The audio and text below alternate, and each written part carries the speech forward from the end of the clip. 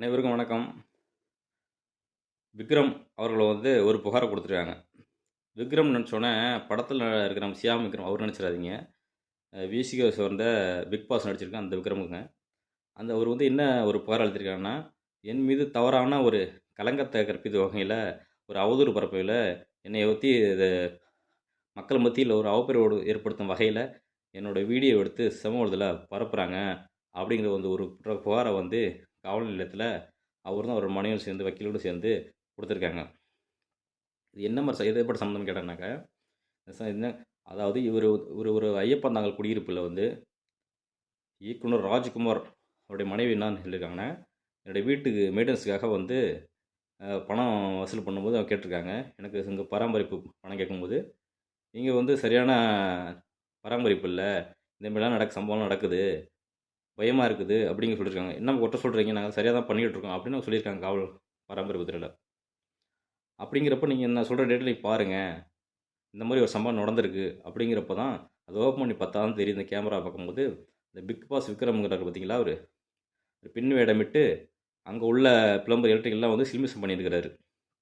அது தப்பிச்சு ஓடும்போது தான் அந்த காணொலியில் அவன் மாட்டியிருக்கிறாரு அப்படிங்கிற வீடியோ எடுத்து வெளியிடுறாங்க. இது சமூக விலையில் வைரலாக பரவுகிறது. இதை அடுத்து என்ன பண்ணுறாங்கன்னா அவங்க பேட்டி கொடுக்குறாங்க.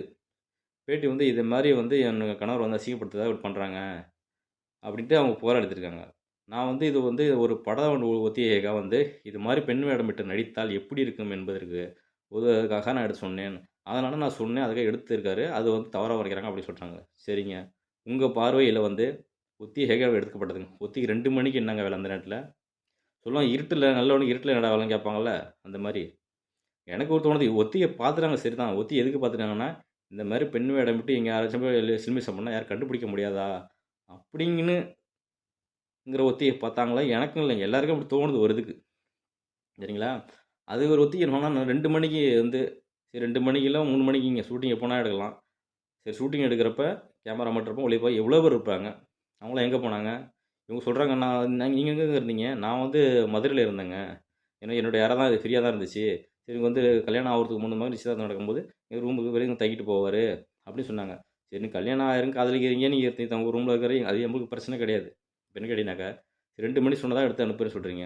சரி தப்பிச்சு ஓடும்போது, அங்க உள்ள உங்க பணியாளர் இருப்பாங்கல்ல, கேமரால மற்ற பணியாளர்லாம், இல்லைங்க நான் ஷூட்டிங் தான் எடுத்தேன் தவறா நினைக்க வேண்டாம் அப்படிங்கிற ஒரு வீடியோல பதிவாயிருக்கணுமே. அப்படி எதுவும் பதிவாகலையே. ஆனா இவ்வளோ உத்தமராக அவர் காட்டிக்கொள்வார்கள். இதுக்கு முன்னதாக அவர் கிருபா முனுசாமிங்கிறவர் ஏற்கனவே பார்த்தீங்களா, வக்கீலுங்கிறவங்க. அவங்க காதலிப்பதா கல்யாணம் பண்ணி தான் சொல்லி ஏமாத்திட்டாங்க. புகார் அளித்து அந்த வழக்கு நிலுவையில இருக்கு.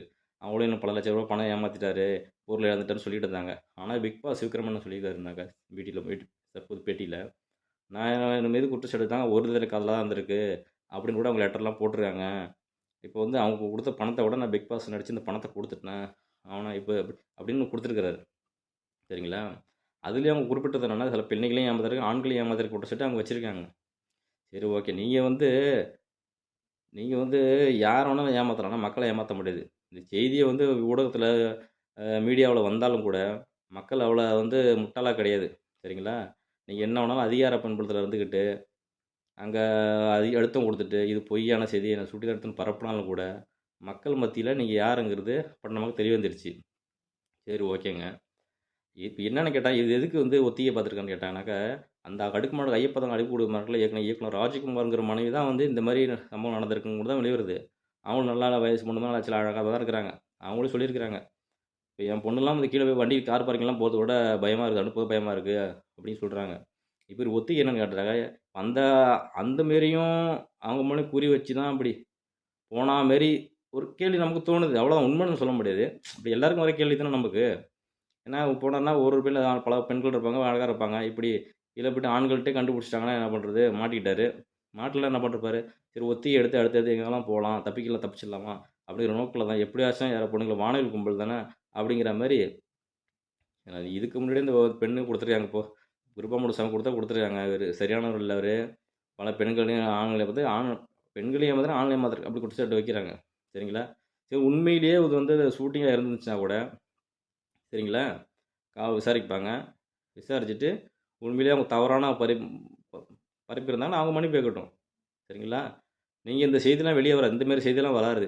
அதாவது நீங்கள் அங்கே போயிருக்கீங்க, அங்கே யாரோ பெண்ணு தெரிஞ்சவங்க பழகிருக்காங்க, தெரிஞ்சவங்க போய் பழகியிருந்தாக்கா சம்மந்தத்தோட பத்தி பிரச்சனை கிடையாது. நீங்க போனது அப்பாட்ட ஒரு அம்மா நான் நடு சாயந்தரம் 2 மணி மேல போய் அங்க படுத்துப்பேனா, இது பெரிய வந்து அச்சுறுத்தலு. இதுவே உங்க மேல நடவடிக்கை எடுக்கணும். ஷூட்டிங்கா இருந்தா கூட இந்த அனுமதி இல்லாம, இல்ல அந்த காவல் அபார்ட்மெண்ட்ல அனுமதி குடுத்தீங்களா? அங்க உள்ள பில்டிங்ல அளவுல வளாகத்துல அந்த வில்லாவுல பில்டிங் இருக்காங்கல்ல, குடியிருப்புல. அனுமதி வாங்கல, செக்யூரிட்டி முன்னாடி சொன்னீங்களா? இந்த மாரி சம்பவம் நடக்க போறவங்க யாருக்கும் சொல்ல வேணாம் அப்படி சொன்னீங்களா? எந்த முன்னுவரிப்பு இல்லாம தனியா போய் ஒரு பண்றேன்னு சொன்னாக்கா, அது யார் என்பது நாங்க சொல்ல வேண்டாம். மக்களுக்கே புரியும். சரிங்களா?